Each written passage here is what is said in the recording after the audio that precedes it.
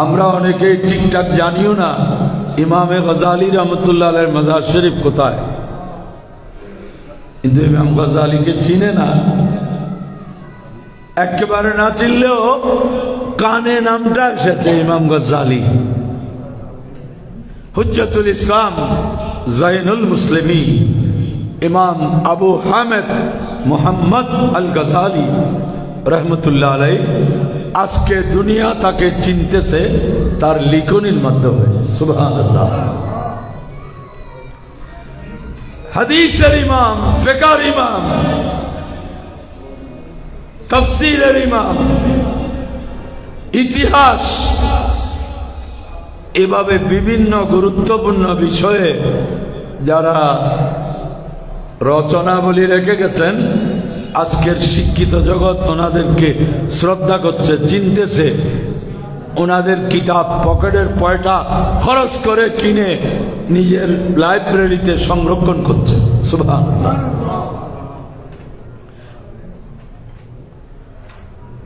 হুজুর আল্লামা কাদেরী রহমতুল্লাহ আলাইহি প্রথমে, এটা আমার স্মরণ পড়ছে, আমরা তখন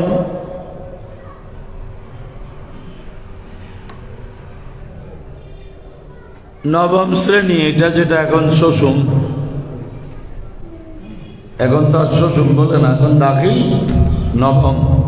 1975 সাল, এই সময় হুজুর আব্দে মুস্তাফা এই কিতাবটা লিখেছেন। রসুলের বান্দা, এটা তো একটা চারিদিকে উলুস্তুল করে গেল, আমরা তো আল্লাহর বান্দা না।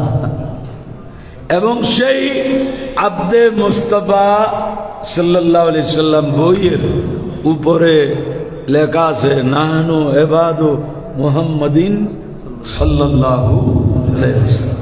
আরে এটা চারিদিকে একটা উলুস্তুল পড়ে গেছে, রসুলের বান্দা কেমনে হয়? 1975 সালে ফটিকছড়ি নানুপুর আবু সোবান স্কুলের মাঠে বিশাল একটা সুন্নি সম্মেলন হয়েছিল। আমরা এই নবম শ্রেণীর ছাত্র তখন। এখন আমাদের ছাত্র জীবন গিয়ে, কর্মজীবন গিয়ে এখন বেকার জীবন।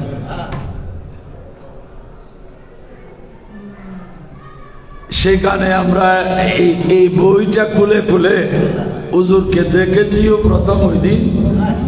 এটা নিয়ে হুজুর তাকরীর করেছিলেন, কুল ইয়া ইবাদিয়াল্লাযীনা আসরাফু আলা আনফুসিহিম লা তাকনাতু মির রাহমাতিল্লাহ ইন্নাল্লাহা ইয়াগফিরুয যুনুবা জামিআ।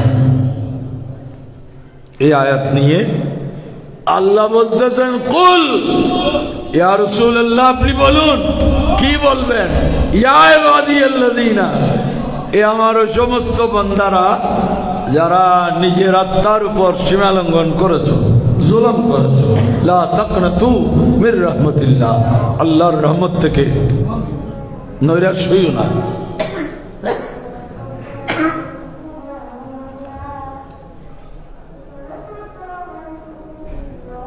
আরেফে রুমিও মসনবী শরীফে এই আয়াতের দিকে ইশারা করে একটা শের বলেছেন, বন্দায়ে খুদ খানাদামদ দর রশাদ জুমলা আলম রা বখা কুল ইয়া ইবাদ সালাতুন ইয়া রাসূলুল্লাহ আলাইকুম সালামুন ইয়া হাবিবাল্লাহ আলাইকুম।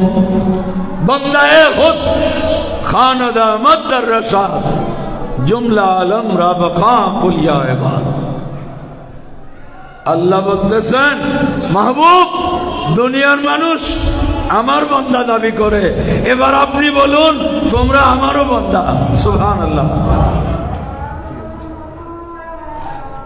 আর রুমিও মুসনবী শরীফে এই প্রসঙ্গে ওনার বক্তব্য পেশ করেছেন। সুতরাং এটা নতুন না, না শোনার কারণে চারিদিকে উলুস্থুল পড়ে গেল। তো হুজুরের এই কিতাব আব্দে মুস্তাফা, সেই সময়ের কিতাব, বড় বড় বলুন সুবহানাল্লাহ। ফরমানে মুস্তাফা আল বুরহান, এভাবে একের পর এক অসংখ্য ছোট বড় গুরুত্বপূর্ণ বিভিন্ন ভাষায় কিতাব লিখে উনি চিরস্মরণীয় এবং বরণীয় হয়েছেন। বড় করে বলুন সুবহানাল্লাহ। বিভিন্ন দেশের আলেম ওলামাদেরকে আমরা চিনতেছি ওনাদের রচনাবলীর মাধ্যমে। হাদিসের ইমাম, ফিকহের ইমাম, তাফসীরের ইমাম, এদেরকে আমরা চিনতেছি ওনাদের লিখনির মাধ্যমে। সেই অঙ্গনেও হযরত আল্লামা কাদেরী সাহেব কেবলা রহমতুল্লাহ আলাইহি একটা বিশাল অবস্থান। ওনার সময়ে ওনার এই পরিমাণে ওনার সমসাময়িকদের মধ্যে আর কেউ লিখতে পারেননি। আল্লাহ ইয়া রাসূলুল্লাহ ইয়া গাউসে আজম দস্তি জিন্দাবাদ।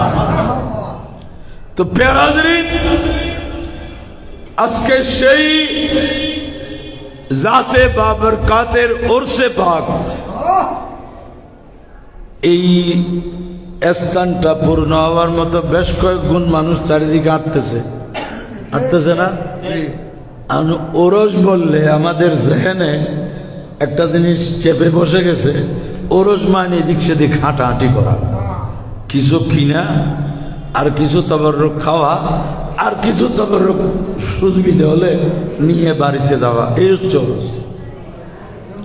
যার কারণে এমনি আমরা কোথাও মাহফিলে গেলে মানুষ সুশৃঙ্খল ভাবে বসে, ওয়াজ নসিহত শুনে, কিন্তু ওরসের জায়গায় মাহফিল হলে আর কেউ বসে না।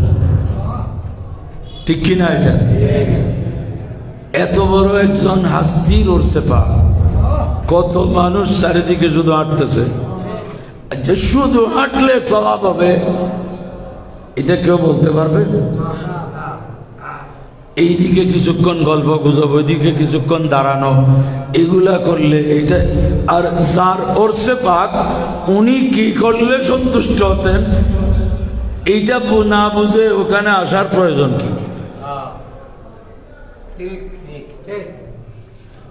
আজকে হুজুর আল্লামা কাদেরী সাহেব কেবলা রহমতুল্লাহ আলাইহির ওরসে পাক, আজকে যদি হুজুর থাকতেন তো মানুষ এলোমেলো ঘোরাফেরা করা এটাকে পছন্দ করতেন না মাহফিলে বসলে পছন্দ করতেন? এই কথাটা যারা বুঝে না এদেরকে আর বলার কি আছে? তকরির বয়ান এটা এরকম জিনিস না যে আপনারা থাকেন আর না থাকেন, মাইকেরটা এনে দিলে বক্তা কিছুক্ষণ বলে টলে চলে গেলেন।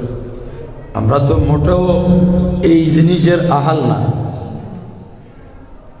মানুষজন হলে কিছু কথাবার্তা বলতে এটা যে কোনো বক্তার ইচ্ছা হয়, কিন্তু মাহফিল মানে এরকম না আমি আয়োজন করে দিলাম এমনি হয়ে যাবে।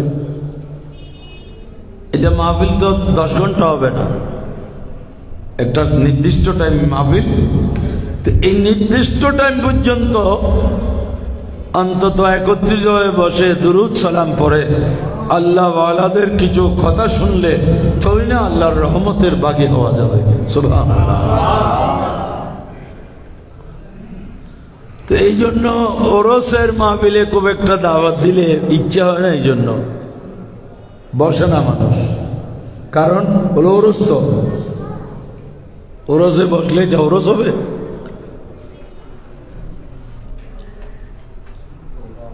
আজকে আমরা যারা ওরস করি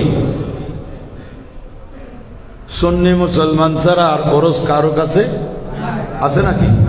নাই। কিন্তু ওরস নিয়ে অনেক কথা, অনেক সমালোচনা, অনেক আলোচনা, অনেক ফতোয়া আছে কিনা? আবার এগুলার একেবারে যে কোনো ভিত্তিহীন ভাবে সমালোচনা হচ্ছে তাও না, তার পিছনে কিছু কারণও আছে। ওরস আপনি এটাকে ফরজ বলতে পারবেন না, ওয়াজিবও নয়, সুন্নতে মুআক্কাদাও নয়, সুন্নতে জায়েদাও নয়, এটাকে বড় জোর বেদাতে হাসানা, এটা একটি ভালো বেদাত। কিন্তু এইটার কারণে তো কোনোভাবে ফরজ নামাজ তরক করার সুযোগ আছে?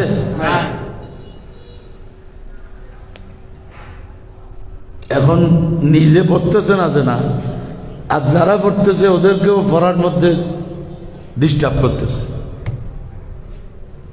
এই যদি হয় ওরসের সমালোচনা হবে না? আপনি কি বলে জবাব দিবেন? আপনার কাছে কি এমন কোন দলিল আছে যে ওরসে যাওয়ার সময় নামাজ না পড়লেও চলবে এবং অন্যের নামাজেরও ডিস্টার্ব করা যাবে? এমন সাহস কি কারো আছে এই কথা বলা? কিন্তু এগুলো হচ্ছে তো।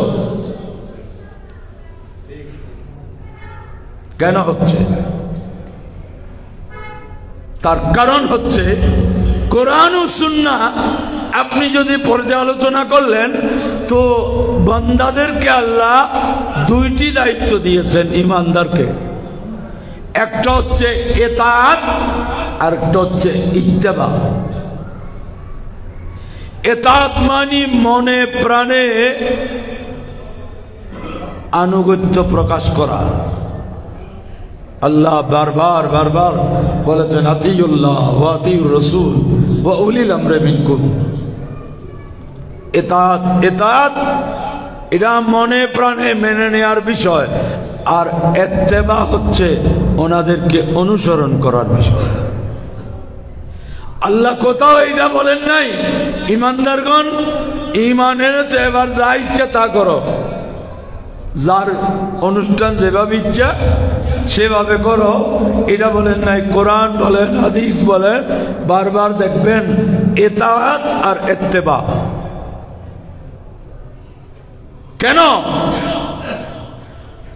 মুসলিম মিল্লাতের মধ্যে শৃঙ্খলা বজায় রাখার জন্য আমরা পাগড়ি বেঁধেছি। কেন? আমার রসুল পাগড়ি বেঁধেছেন, পাগড়ির ফজিলত বর্ণনা করেছেন। আমরা দাড়ি রেখেছি, দাড়ির ফজিলত রসুলে পাক সাল্লাল্লাহু আলাইহি ওয়াসাল্লাম দাড়ি মুবারক ছিল, এর গুরুত্ব বয়ান করেছেন। আমরা জুব্বা পরেছি, রসুলে পাক জুব্বা পরেছেন। আমরা যত কাজ করতেছি এগুলা সব ইত্তেবায়ে রসুল। বড় করে বলুন সুবহানাল্লাহ। কোন ইত্তেবা ফরজ, কোন ইত্তেবা ওয়াজিব, কোন ইত্তেবা সুন্নাত, কোন ইত্তেবা মুস্তাহাব, কিন্তু ইত্তেবার কথা বলেছে। নিজের খুশি যা তা করো এটা বলেন নাই। কেন?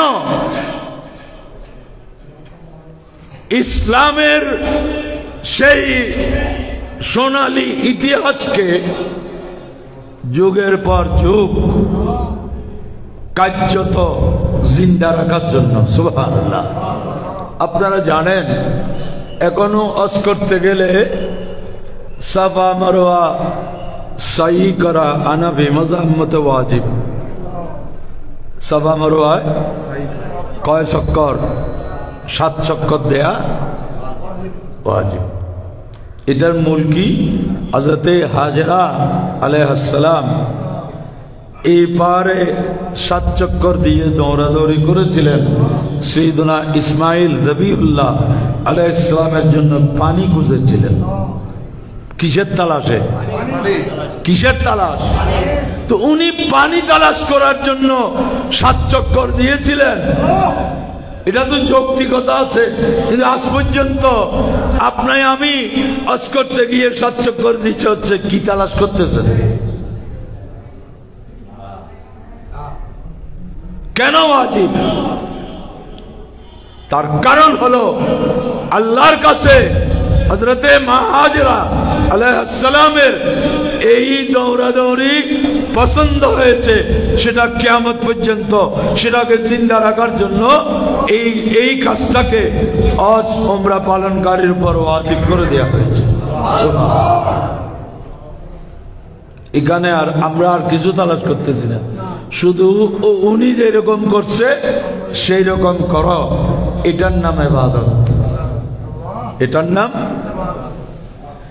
এখানে যুক্তি তর্ক বিজ্ঞান সব বাইরে। যদি যুক্তি তর্ক বলেন তো আপনি রুকু থেকে সোজা কেন হইতে হবে? সাজদার জায়গায় তো প্রায় অর্ধেক কাছে চলে গেছেন, ওইখান থেকে সজিদার দাগা আছে না রুকু থেকে, কিন্তু রুকু থেকে যদি সজিদায় চলে যায় নামাজ হবে? সোজা হয়ে দাঁড়ানো ওয়াজিব, তাহদিল আরকান। এখানে যুক্তি বললে কি রে, আমি সজিদার কাছে গেছি আবার সোজা হয়ে আবার সজিদা যাওয়া, এখানে যুক্তির জায়গা না, এখানে ইত্তেবার জায়গা। বান্দা তোমরা ওই রকম করো যেই রকম আমার মাহবুব করেছেন, সুবহানাল্লাহ। এটার নাম ইবাদত। रियाजत नाम है तेरी गली में आने जाने का, तसव्वुर में तेरे रहे ना इबादत उसको कहते हैं। सलातु या रसूलल्लाह अलैकुम। रसूल पाकेर तसव्वुर, रसूल पाकेर ध्यान धारणा, रसूल पाकेर दरबारे घोराफेरा करा, एटाई इबादत। सुबहानाल्लाह। আল্লাহর হাবিব যেমন করেছেন তেমন করো, ইত্তেবার উপর। সাহাবা কেরাম এর মুকদ্দাস হায়াত যদি আমরা পর্যালোচনা করি, এরা কোনো যুক্তি তর্কের দাঁত দাঁড়তেন না। আমার রসুল কি করেছেন বস সেটাই করব। হযরত আব্দুল্লাহ ইবনে ওমর রাদিয়াল্লাহু আনহু নিজেও সাহাবী, বাবাও সাহাবী, সাহাবী ইবনে সাহাবী। মকবরাতুল মুহাজিরিনে ওনার মাজার মক্কায় মুকাররমায়। আমি এতবার আল্লাহ 10-11 বার করেছি, আর কোনোবার ওনার কবরস্থান ওনার মাজার শরীফ খুঁজে পাইনি। ওই তরিক হিজরার মধ্যে বাম পাশে ভিতরে ঢুকলে এখানে মকবরাতুল মুহাজিরিন একটা আছে, এখানেই হযরত আব্দুল্লাহ ইবনে ওমর রাদিয়াল্লাহু আনহুর রওজা শরীফ। সুবহানাল্লাহ। ওনার কাজ ছিল কি, রসুলে পাক যেরকম করে এরকম করা, আর কিছু দাঁড়াতেন না। উনি মদিনায় পাক থেকে মক্কায়ে মুআজ্জামা আসতেছেন, এক জায়গায় মাথা নিচু করলেন, মাথা নিচু করে গেলেন। তো প্রশ্নকারী সাথে যারা আছে এরা বললো ব্যাপারটা কি, কেন মাথায় লাগবে এমন কিছু উপরে নাই, উনি মাথা নিচু কেন করলেন? ওনাকে জিজ্ঞেস করা হলো, হুজুর আপনি এই পথটা অতিক্রম করার সময় মাথা নিচু কেন করলেন? বলে হ্যাঁ, এটার কারণ আছে একটা। কি? ওদের রসুলে পাক সাহেবে লৌলাক সৈয়দ আফলাক হাবিবে আল্লাহ সাল্লাল্লাহু আলাইহি ওয়াসাল্লামের সাথে এই রাস্তা দিয়ে আমরা অনেকবার আসা যাওয়া করেছি। রসুলে পাক সাল্লাল্লাহু আলাইহি সাল্লাম এখানে যাওয়ার সময় মাথা মোবারক নিচু করে অতিক্রম করেছেন। কেন? বলে এখানে একটা গাছ ছিল, একটা গাছ ছিল, এটা মাথায় লাগবে, এত নিচু ছিল। বলে খুব ভালো কথা, এটা যুক্তির কথা। গাছ ছিল বলে রসুলে পাক সাল্লাল্লাহু আলাইহি ওয়াসাল্লাম সরে পাক নিচু করে মাথা মোবারক নিচু করে গিয়েছেন যাতে মাথায় না লাগে, এটা তো যুক্তির কথা। এখন তো গাছ নাই, এখন তো গাছ নাই, তো আপনি এখন কেন মাথা নিচু করছেন? তো উনি জবাব দিলেন, এ প্রশ্নকারী, আমার দৃষ্টি গাছ আছে কি নাই সেই দিকে না, আমার দৃষ্টি হলে আমার প্যারা আকা সরকারে কোন মকা তাজদারে মুরসালা মালিকে ইমা হুজুর সৈয়দে আলম সাল্লাল্লাহু আলাইহি ওয়াসাল্লাম কি করেছেন আমি সেটাকে অনুসরণ করছি। সুবহানাল্লাহ। আল্লাহু আকবার। ইয়া রাসূল ইয়া গাউস জিন্দাবাদ সুন্নাত ওয়াল জামাত জিন্দাবাদ জিন্দাবাদ মুশকিল কুশা বরদুর কামলা জিন্দাবাদ মুর্শিদ কাদেরী জিন্দাবাদ মুর্শিদ কাদেরী দরওয়ায়ে কাদেরী আনকারে কাদেরী আসিফিয়া বান্ডারি জিন্দাবাদ। প্যারা হাজরিন, এটাই ছিল সাহাবায়ে কেরামের জজবা। হযরতে সাইয়্যিদুনা উসমান যুন্নুরাইন রাদিয়াল্লাহু তাআলা আনহু, আবু দাউদ শরীফের রওয়ায়াত, মাওলা আলীর ব্যাপারে এই ধরনের ঘটনা আছে। হযরতে সাইয়্যিদুনা উসমান গনি যুন্নুরাইন রাদিয়াল্লাহু আনহু ওযু করে মুস্কি হাসি দিলেন। ওযু শেষ করে মুস্কি হাসি দিলেন, কোনো কারণ টারণ ছাড়া।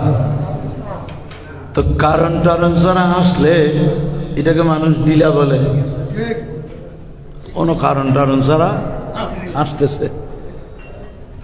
তো কেউ জিজ্ঞাসা করলেন, হুজুর আমিরুল মুমিনিন উসমান গনি যুন্নুরাইন রাদিয়াল্লাহু আনহু, আপনি ওযু করে মুস্কি হাসি কেন দিলেন, কারণটা কি?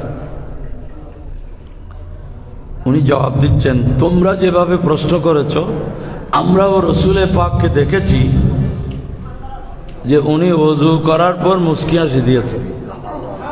তো আমরাও এভাবে প্রশ্ন করেছিলাম, ইয়া রাসূলুল্লাহ ওযু শেষ করার পর আপনি মুস্কি হাসি কেন দিলেন? আমি রসুলের পাককে মুস্কি হাসি দিতে দেখেছি, সেজন্য আমি মুস্কি হাসি দিচ্ছি। তো আমরা জিজ্ঞেস করার পর আল্লাহর হাবিব বললেন, আমার উম্মতকে আল্লাহ এমন একটা আমল দিয়েছে, এই আমলটা যখন ঠিকঠাক করবে তার হাত পা মাথা এই অঙ্গগুলোর গুনাহ ধুয়ে পরিষ্কার হয়ে যাবে। এটা আমি রসুলের জন্য খুশির খবর, সেজন্য আসতেছি। সুবহানাল্লাহ।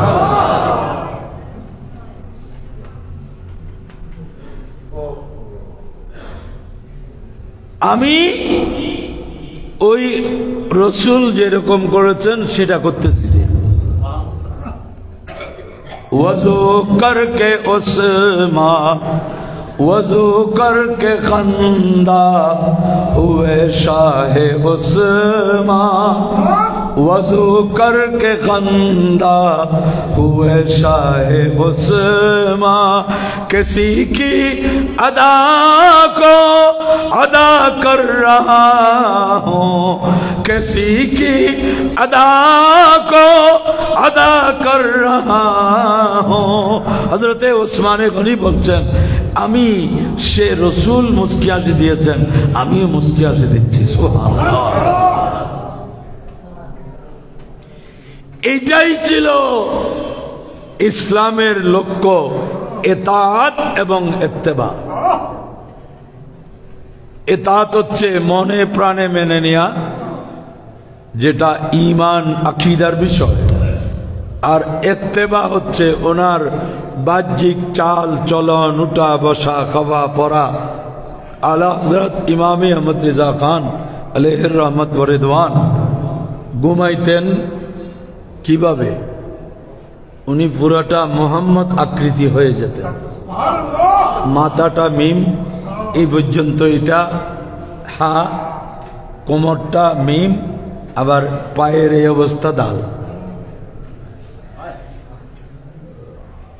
শোয়াটাও রসুলের আকৃতি। সুবহানাল্লাহ। এইটা হচ্ছে এই ইত্তেবা, এটাই বারবার কোরআন ও হাদিসে রসুলে পাক। তো ইত্তেবা কিন্তু বিভিন্ন কারণে হয়। অনেকেই দুকাবাজের জন্য ইত্তেবা করে, যে আমার এই পোশাক আশাক দেখে মানুষ আমাকে সম্মান করবে, তাজিম করবে, এটা দুকাবাজির ইত্তেবা। ইত্তেবা বিল খৌফ, এই পোশাক না পরলে মাইদ্যত চলবে, ভয়ে এটাকে ফলো করা। আর একটা হচ্ছে ইত্তেবা বিল মুহাব্বত, মুহাব্বত সহকারে অনুসরণ করা। এটা আমি আমার রসুল করেছেন সেজন্য করতেছি। বড় করে বলুন সুবহানাল্লাহ। যে ইত্তেবা বিল মুহাব্বত, মুহাব্বত মানুষকে ইত্তেবার দিকে নিয়ে যায়।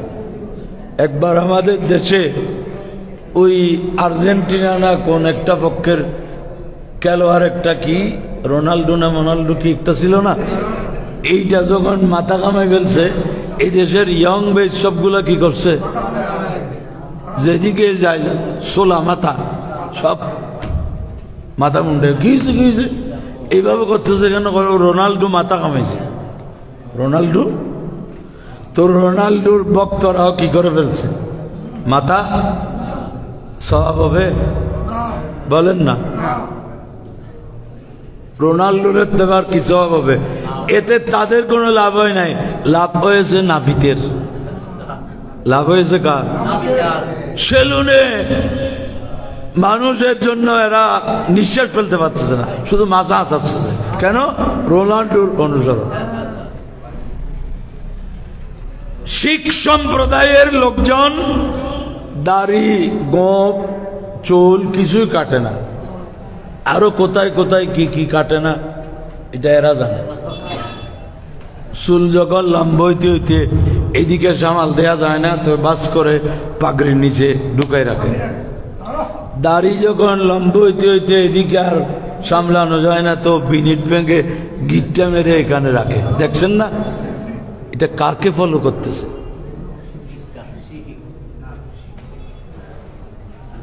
যে গুরু নানককে। কাকে? গুরু নানককে। তো শিখ ধর্মের ইয়াং জেনারেশন, কলেজ ইউনিভার্সিটির স্টুডেন্ট আপনি দেখলেই চিনবেন এটা শিখ। ওরা যদি গুরু নানককে এভাবে অনুসরণ করতে পারে, মুসলমান কেন তাজদার আম্বিয়া, হাবিবে কিবরিয়া, महबूब खुदा मोहम्मद अरबी सल्लल्लाहु अलैहि वसल्लम के इत्तबा करते पारतेছে না? ওই খ্রিস্টান, ইহুদি, নাসারা এদের তাহজিব তামাদ্দুন, এদের কালচারকে মুসলমানের ভালো লাগতেছে। তো ডক্টর ইকবাল বলতো যে বড় আফসোস, वज़ा में तुम हो नसा रात तमद्दुन में यहूद,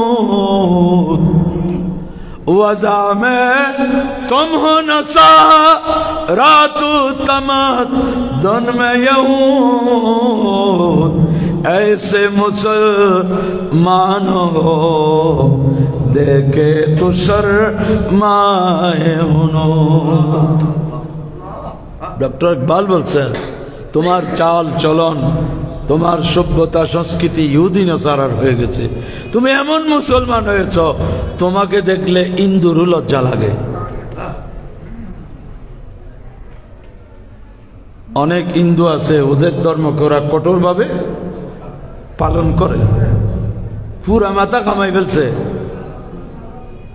একটু করে টিনি গদে কিরাজে ইম বিসরিলার কোনে কি কই কে যাই না।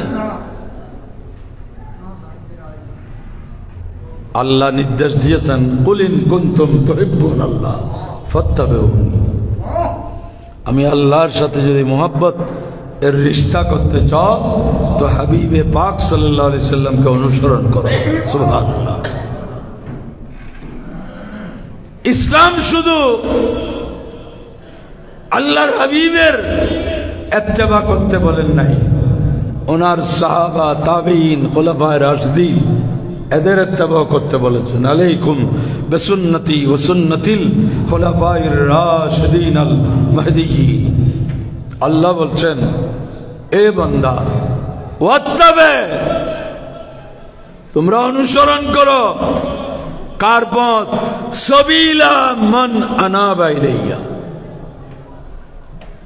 আমি আল্লাহর দিকে যারা পরিপূর্ণ আত্মসমর্পণ করে ফেলেছে, নিজেকে আল্লাহর সন্তুষ্টির দিকে নিজেকে সঁপে দিয়েছে, তাদেরকে তোমরা অনুসরণ করো। সুবহানাল্লাহ। আমরা সুন্নিরা অলিভক্ত, কোনো সন্দেহ নেই, কিন্তু ইত্তেবার মসলা আসলে, অনুসরণের যখন বিষয় আসে, তো সেই পরীক্ষায় তো আমরা যার ভক্ত তার সাথে আমার কোনো মিল নাই। আল্লাহ কিন্তু হযরত কাজী ইয়াস মালিকি কিতাব শিফা बेतारीफ़े हुकूकिल मुस्तफ़ा सल्लल्लाहु अलैहि वसल्लम शफा शरीफे इत्तिबाजे मोहब्बत इत्तिबा बिल मोहब्बत मोहब्बतेर कारणे इत्तिबा करा এই কাজ আমি এই জন্য করছি আমার রাসূল পছন্দ করেছেন এই কাজ এই জন্য করতেছি না আমার রাসূল অপছন্দ করেছেন ঈমানদার যখন এই মাপকাঠিতে এসে যাবে নিঃসন্দেহে বেলায়েতের দরজা অর্জন করবে সুবহানাল্লাহ এই জন্য বলছি যে হুজুর আল্লামা কাদেরী সাহেব কিবলা রহমাতুল্লাহ আলাইহি আজীবন কি করেছেন ওনার ইত্তেবা আমরা করতেছি কিনা আমাদের অধিকাংশ বলতে গেলে অলমোস্ট দরবারে হচ্ছে কি দরবারের যিনি মূল ওনার ইন্তেকালের পর আমরা ওনার মিশন ভিশন সবকিছুকে একদিকে রেখে শুধু আনুষ্ঠানিকতায় ব্যস্ত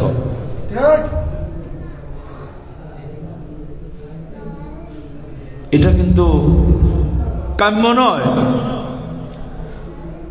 সুলতানুল হিন্দ গরিব নওয়াজ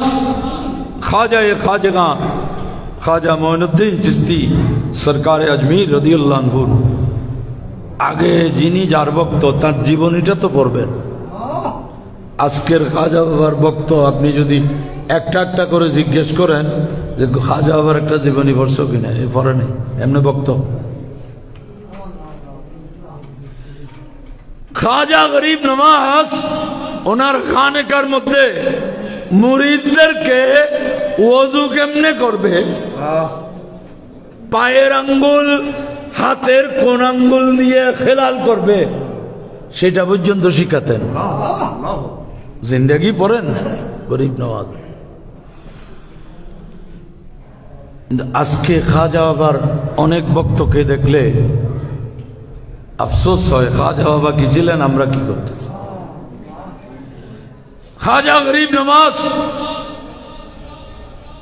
একদিন হযরত খাজা কুতুবউদ্দিন বখতিয়ারে কাকি রহমতুল্লাহ আলাইহি বললেন কুতুবউদ্দিন আমাকে মহব্বত করো উনি কিছুক্ষণ চুপচাপ বসে আছেন বলে আমি কি জবাব দিতাম ঘর বাড়ি সংসার বিত্ত বৈভব আরাম আয়েশ সবকিছু তরক করে ওনার দামান ধরে এখনো সাথে আছি এরপর যদি আমাকে জিজ্ঞেস করে আমি মহব্বত করি কিনা আমি কি জবাব দিতাম আবার কুতুবউদ্দিন আমাকে মহব্বত করো হুজুর অবশ্যই মহব্বত করি এতে কি কোনো আমার সবকিছু ছেড়ে তো আপনার দামান ধরে আছে বলে আচ্ছা বলো আল্লাহ যদি কিয়ামতের দিন এই ফয়সালা করেন আমি মঈনুদ্দিনকে জাহান্নামে দিবেন তুমি কি করবা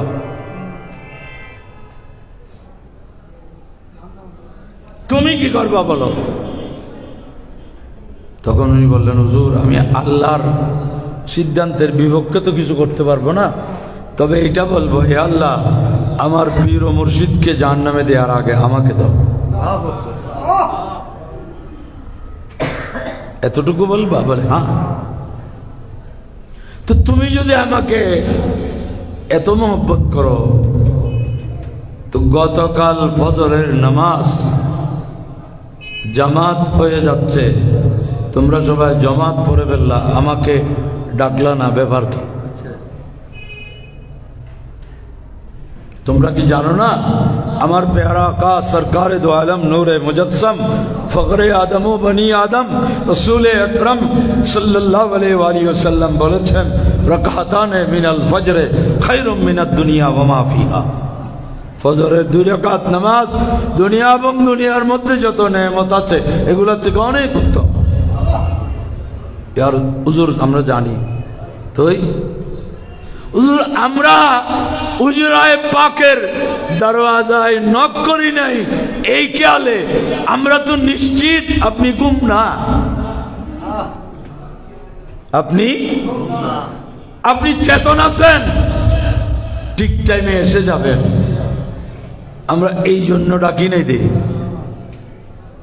আর আমরা জানি যে আপনি গুম না বলে শুনো কোনো কোনো সময় মুরাকাবা মুশাহাদায় এত গভীরে চলে যায় আজানের আওয়াজ কানে আসে না। আজানের আওয়াজ কানে আসে না। মুস্তাগরাক আল্লাহ রসুলের ধ্যানে এত গভীরে চলে যায়, এটা আওয়াজ কানে আসে না। সেজন্য আমি আজ থেকে বলে দিলাম যে আজানের পর যদি আমি উজরা শরীফ থেকে বের না হই তো উজরার দরজায় গিয়ে আবার আজান দিবেন। তাতেও যদি আমার চৈতন্য ফিরে না আসে তো দরওয়াজা খুলে আমার কানের পাশে আবার আজান দিবেন। তাতেও যদি আমার অবস্থা ফিরে না আসে তো আমি অনুমতি দিলাম, আমি মঈনুদ্দিনকে হাত ধরে মসজিদে নিয়ে যাব।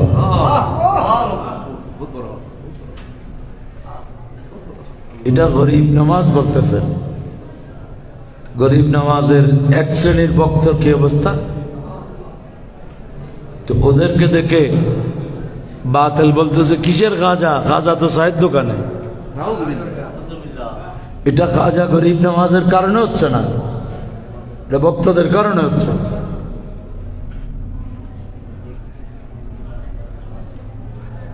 আপনারা পান্ডুয়ার ইতিহাস পড়ে দেখেন, পশ্চিমবঙ্গের খাজেগানে চিশত আহলে বহিশত এদের খানকায় দৈনিক তফসিরে মাদারিক 15-12 যিনি সাহেবে সজ্জাদা থাকতেন, যিনি গদিনশীন থাকতেন, উনি মুরিদদেরকে পাঠদান করতেন।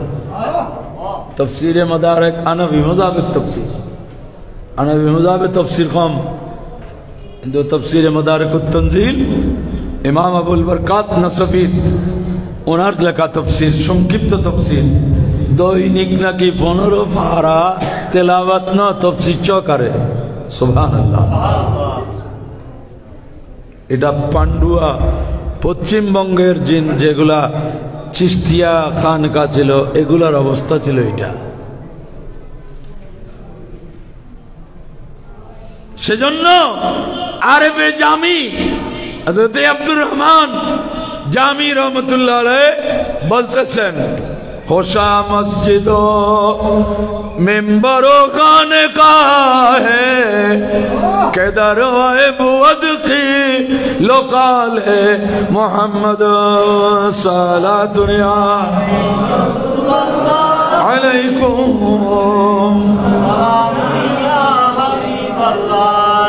खोशा मस्जिदो मिंबरो खाने का है। ओई मस्जिद, ওই মিম্বর, ওই খানকা বরকতময় মুবারক যেখানে কিলো কালে মোহাম্মদ সরকারে দো আলমের তাজকিরা হবে। বড় করে বলুন সুবহানাল্লাহ। তো খানকায় যিনি গদিনশীন তিনি যদি সরকারে দো আলমের সেই মুকদ্দাস হায়াত সম্পর্কে অবহিত না হন, উনি কেমনে জানাবেন? আজকের খানেকা এখনো অনেক খানেকা আছে না, তো ওই খানেকার কথা যেটা আরেফে জামি বলতেছেন, খুশা মসজিদ মিম্বরো খানেকা হে কেদার ওয়াই বুয়াত কি লোকালে মোহাম্মদ। উম্মত ওই সময় বিপদে পড়বে যখন ইতাআত ইত্তেবা ছেড়ে নতুন নতুন পথ আবিষ্কার করবে। আজকে তাসাউফকে, সুফিবাদকে মানুষকে জানানোর জন্য আমরা কত কিছু করতেছি। শরীয়তকে বাদ দিয়ে কোনোদিন কোন সুফিবাদ হতে পারে না। শরীয়ত চামড়া, তরিকত গোশত, মারফত আড্ডি, হকিকত মগজ। এটা যদি শেষ, আপনার দেহকে আর কেউ রক্ষা করতে পারবে না, সব কানে পচন ধরবে। এই যে একটা সম্পূর্ণ ভুল কনসেপ্ট, মানুষের জেহেনে দেওয়া হয়েছে শরীয়ত এক জিনিস, তরিকত আরেক জিনিস, হাকিকত মারফত এগুলো আরেক জিনিস। এটা হচ্ছে সবচেয়ে ভুল মেসেজ। এটা কি মাইক? মাইক কি স্পিকারের নাম, না ব্যাটারির নাম, না মেশিনের নাম, না হরনের নাম? কমপক্ষে এই চারটির সমষ্টির নাম কি? মাইক। স্পিকার আছে, ব্যাটারিও আছে, হরনও আছে, মেশিন নেই, মাইক চলবে?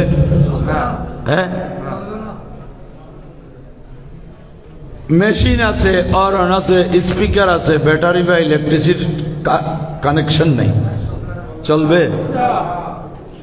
হরনও আছে, মেশিনও আছে, ব্যাটারিও আছে, স্পিকার নেই। আপনি যদি বলেন এটা না হয় ব্যাটারি ওইদিকে বলো, এদিকে যদি বলতে বলতে আপনার গলা শুকাই ফেলেন, কোনো আওয়াজ যাবে? হ্যাঁ, তাহলে বোঝা যাচ্ছে কি এই চারটা থেকে একটা বাদ দিলেও মাইক আর মাইক থাকবে না, মাইক আর। আচ্ছা, সাইরোটা আছে কিন্তু সেটিং বেশ কম করে ফেললো, বলো সবসময় হরন বাইরে দেয়, স্পিকার বক্তার সামনে থাকে। এবার একটা কাজ করো, হরন বক্তার সামনে আনো, স্পিকারটা বাইরে দাও। মাইক যে জন্য আনছে কাজটা কি হবে?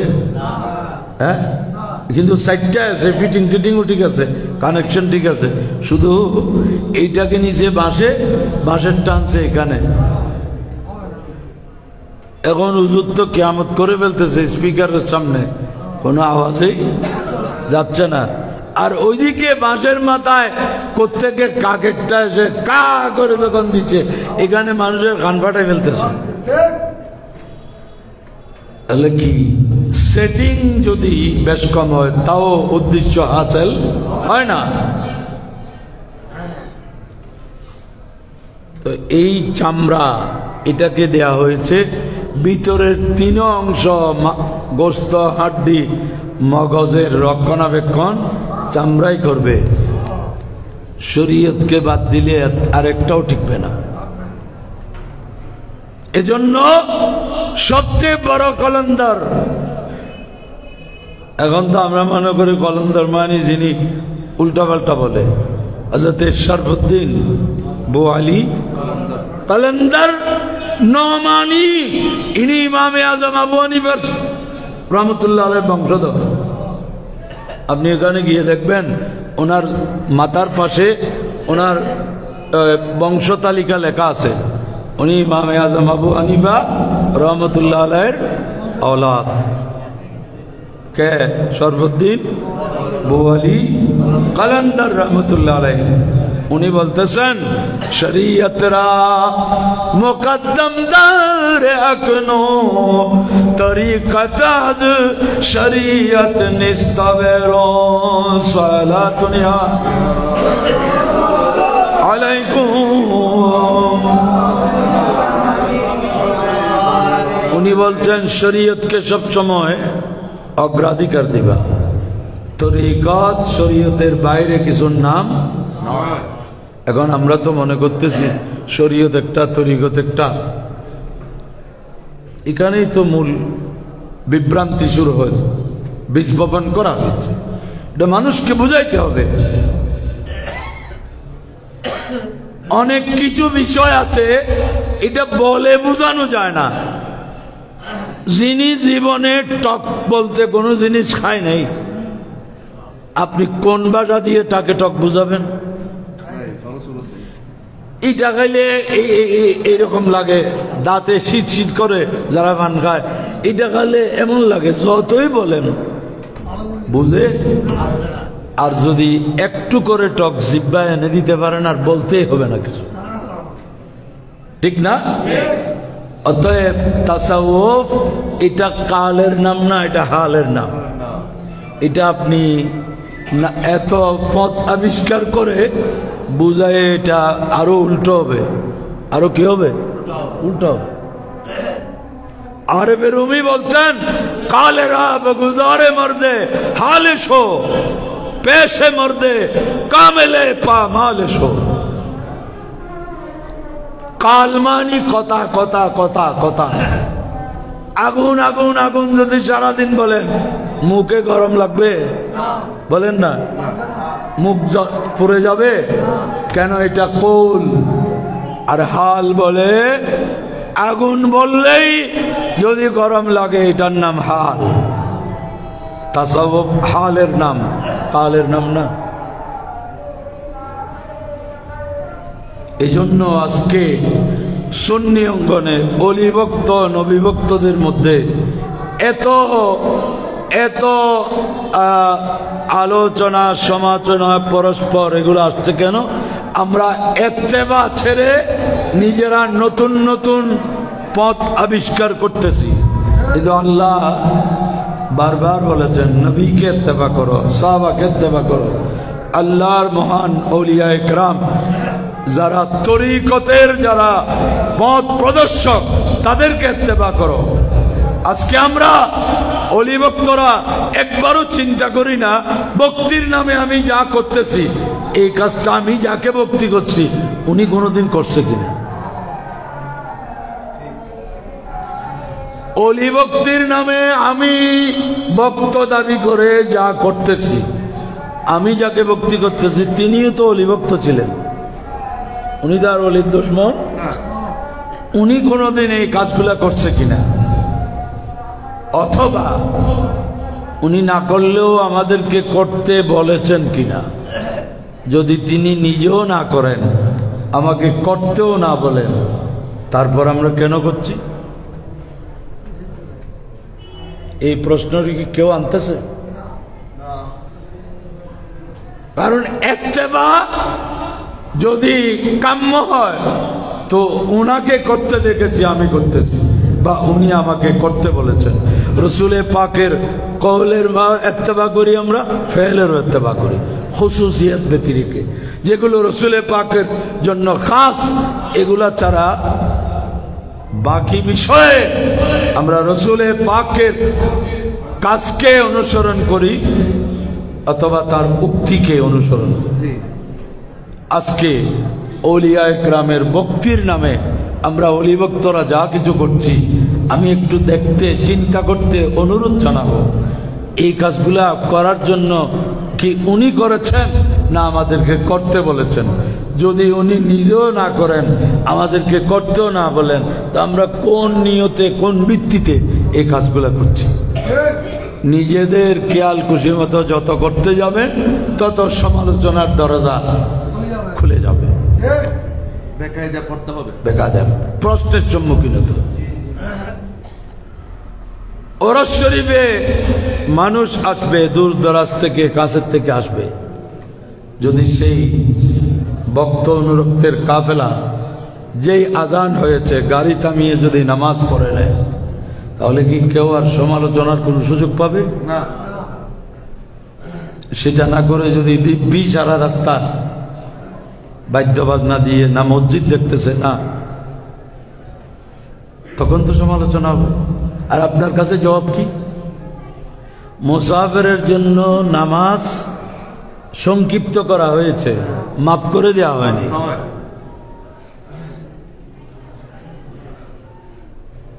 এই কথাগুলা বললে অনেকের কাছে খারাপ লাগবে, কিন্তু না বললে তো আমরা খোদা রসুলের কাছে দায়ী হব। এই জন্য বলতেছি, না হয় মানুষকে খুশি করার মতো ওয়াজ জানি না, এটা না। এখন দরকার মানুষ দিতে হয় মতো কিছু কথা বলা, কারণ আল্লাহ রসুলের সেই জিম্মাদারি আছে। আল্লাহ রসুল তোমরা তো জানতা, তোমরা বলো না যে মানুষ শুনে নাই, শুনবে, এটা তাদের দায়িত্ব। আমরা মাজার ভক্ত, কোনো সন্দেহ নেই। তাই বলে স্বপ্নে দেখে দেখে মাজার তুলে তুলে ভক্তি করব না। আমার আপনার স্বপ্নের কি গুরুত্ব আছে? এই চট্টগ্রামে আমি যতটুকু দেখলাম অন্তত 100 উপর সে কাল্পনিক মাজার আছে। যেখানে গিয়ে আমরা জিয়ারত করতেছি, কিন্তু রসুল পাক কি বলছেন? মান যারা কবরান গায়রা মাকবুরিন ফাকান্নামা আবাদাস সানামা। এটা তাবরানী শরীফের রওয়ায়াত। এটা সাদুল আখরার শেষের দিকেও আছে।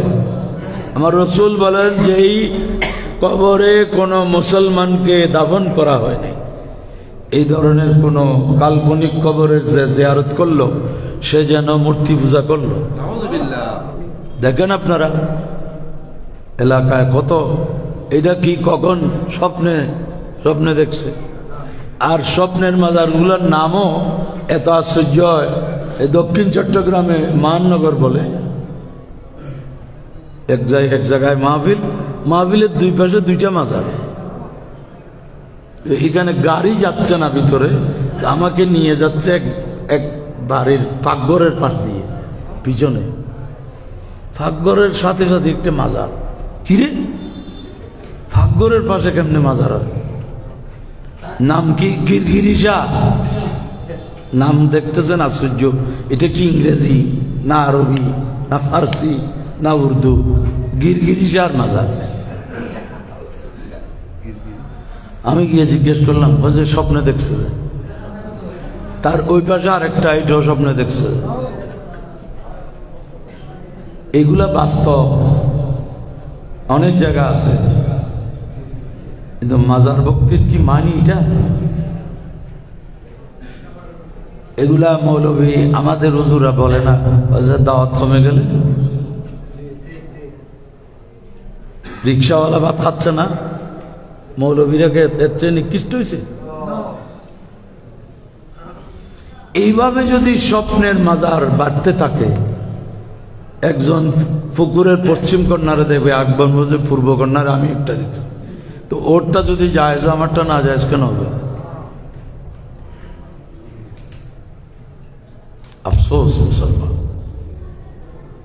ইত্তেবাকে বাদ দিয়ে আপনি যেটাই করতে যাবেন, তো আপনি এই সমস্যা করবেন। এই জন্য আমি খুব ক্ষুদ্র মানুষ, আমি সুন্নি মুসলমানদের কাছে আবেদন রাখবো, ইতাআত এবং ইত্তেবাকে প্রাধান্য দিন। এই আঙ্গিনায় যখন আসবেন, তো বিশ্ববরেণ্য আলেমে দ্বীন, উস্তাদুল মুহাদ্দিসিন ওয়াল ফুকাহা ওয়াল মুফাসসিরিন হযরত আল্লামা আজিজুল হক আল কাদেরী রাহমাতুল্লাহ আলাইহি, ওনার জীবন তো আমাদের থেকে বেশি দিন আগে না, এই তো কয়েক বছর ওনাকে আমরা দেখেছি। ওনার চাল চলন, ওনার বক্তব্য, ওনার লিখনী সব তো আমাদের সামনে। ওনাকে ফলো করলেও তো আর কেউ সমালোচনা করার সুযোগ।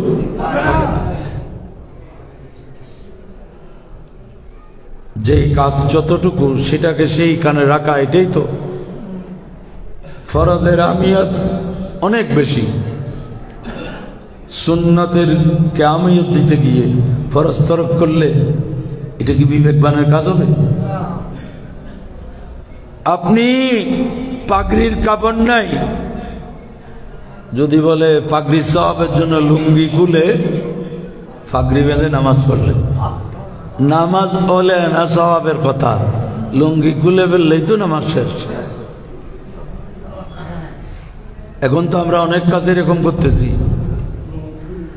যে মুস্তাহাবের পিছনে পরে ফরজ বাদ যাচ্ছে। আর সুন্নি হতে হবে, আমি ফরজও পালন করব, মুস্তাহাবও পালন করব।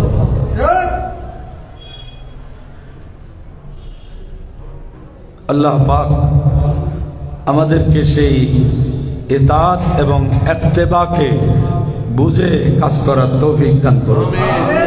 আমিন। ওয়া আখিরু দাওয়ানা আনিল হামদুলিল্লাহি রাব্বিল আলামিন। আসসালাতু ওয়াসসালামু আলা সাইয়্যিদিল আমবিয়া ওয়াল মুরসালিন ওয়া আলা আলিহি ওয়া সাহবিহি আজমাইন। আসসালামু আলাইকুম ওয়া রাহমাতুল্লাহ।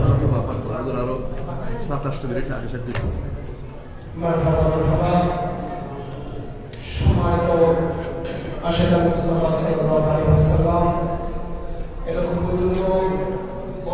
শানদার